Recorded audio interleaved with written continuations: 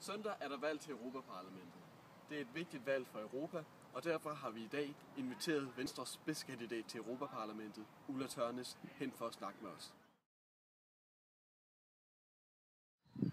Og Ulla Tørnæs, hvad er så Venstres EU-politik?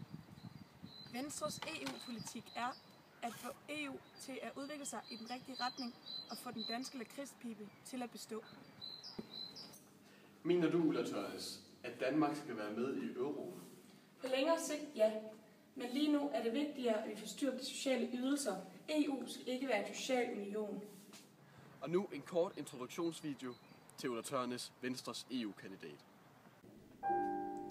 Jeg er Ulla Tørnæs, og jeg vil målrettet arbejde for de danske interesser i EU.